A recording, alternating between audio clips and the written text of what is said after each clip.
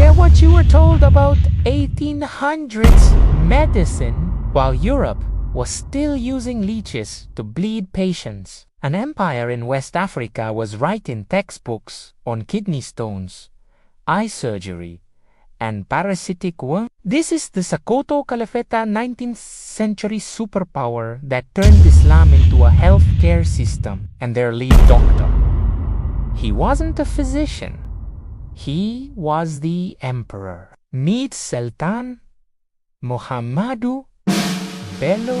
Most kings conquer with swords. Bello conquered with science. He authored over 10 medical treatises that are still studied today. He didn't just guess his motto was tested and found effective.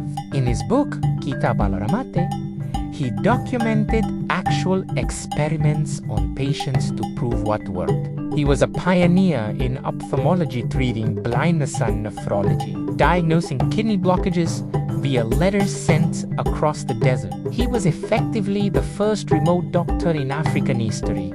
But it wasn't just about surgery. The SOKOTO leaders realized that a clean empire is a strong empire. Long before modern germ theory was popular, they implemented the stay-mandated quarantines. If a plague hit a town, nobody moved in and nobody moved out. Period. They attacked the root causes.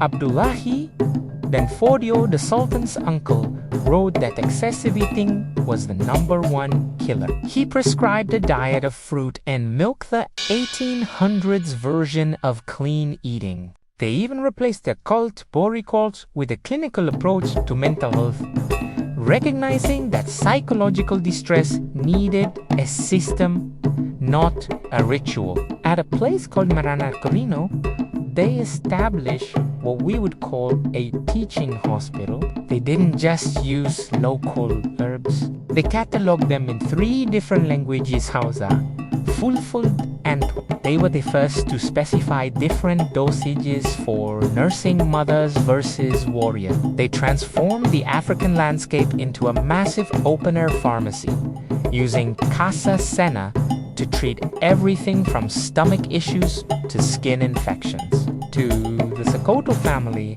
healthcare wasn't a business, it was a fard kifaya, a collective religious obligation. They believed the state had a duty to keep you alive. Today, as we look for more sustainable, community-based health systems, the 200-year-old manuscripts of SOKOTO aren't just history, they are a blueprint. Next time you think of ancient empires, remember the Sultan who was a surgeon. Like, subscribe, and tell us which part of this history surprised you most.